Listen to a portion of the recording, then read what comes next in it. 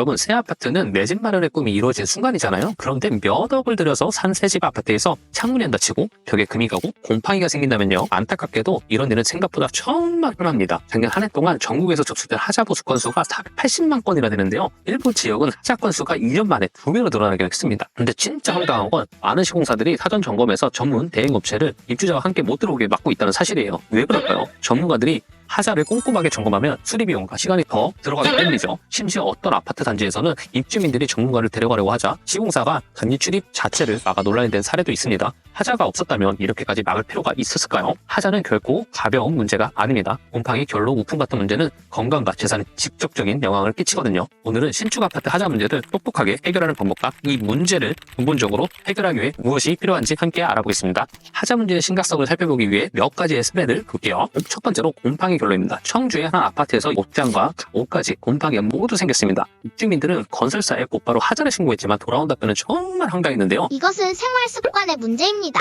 신기를 아무리 해도 해결되지 않는 생활에서 아이의 건강까지 걱정돼 불안함 속에서 생활했다고 합니다. 두 번째는 준공 승인이에요. 하자가 3,000건이나 넘게 된 접수된 아파트도 준공 승인을 했습니다. 감리와 지자체가 현장을 제대로 검토하지 않고 서류만 보고 승인을 내준 겁니다. 이러한 사례들이 소비자 입장에서 정말 현실을 보여줍니다. 그렇다면 이런 하자 문제 어떻게 해결해야 될지 알아야 할 꿀팁 3가지를 알려드릴게요. 첫 번째로 사전 점검은 전문가에게 꼭 맡기세요. 하자를 입주 전에 미리 발견하려면 전문 점검업체를 부르는 게 확실합니다. 열화상 카메라로 단열 상태를 확인하거나 바닥의 수평, 욕실 배수 상태 같은 걸 꼼꼼히 점검해 줍니다. 비용은 30만 원 정도 되지만 법적 증거로 사용할 수 있고요. 입주민들끼리 모여서 공동구매로 하면 좀 더 저렴하게 이용할 수 있겠죠. 두 번째로 하자가 발견되면 통하게 요구해야 됩니다. 하자가 발생하면 사진과 동영상으로 기록을 꼭 하세요. 제가 했었던 사례인데요. 입주하자마자 찬물 틈새 찬바람이 들어오는 걸 발견했고요. 건설사에 정중히 요청했습니다. 결로와 우풍이 심해서요. 확인해보시고 빨리 보수해주세요. 건설사의 직원은 처음에 고개를 끄덕이면서 곧 처리하겠습니다. 한 달이 지난 소식이 없었으니 재촉 전화를 했다가 돌아온 답변은 기존 담당자가 변경됐어요.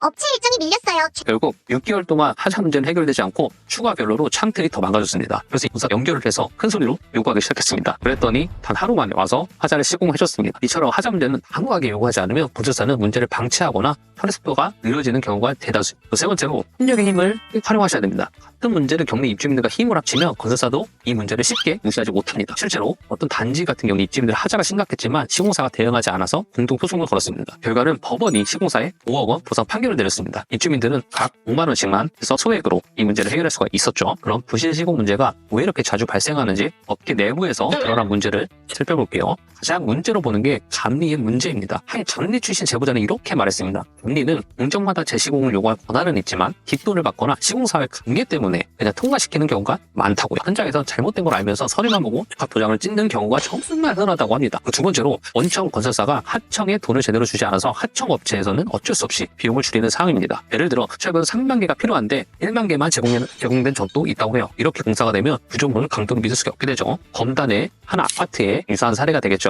세 번째로 건설사의 고의적인 원가 절감입니다. 건설사는 분양가를 낮추기 위해 저가 자재를 쓰고 공정을 서두르다 보니 마무리가 엉망이 되는 경우가 정말 많아요. 하자가 있다는 걸 알면서도 소비자가 증명하지 못하면 끝까지 인정하지 않는 게 회사의 방침입니다. 이를 통해서 지켜봤을 때 감리가 부실한 현장을 통과시키면 강력한 법적 책임을 물어야 하고요. 하청의 재하청 구조를 없애고 원청이 공정을 직접 책임져야 한다고 이야기합니다. 그리고 가장 중요한 후문양 제도를 도입해서 완성된 아파트를 보고 살 수 있게 한다면 훨씬 줄어들 거라고 이야기를 합니다. 여러분의 집은 우리 삶의 터전이냐 가장 큰 자산입니다. 하자 문제는 쉽게 넘기지 말고 오늘 말씀드린 3가지 현실적인 방법을 기억하시고요.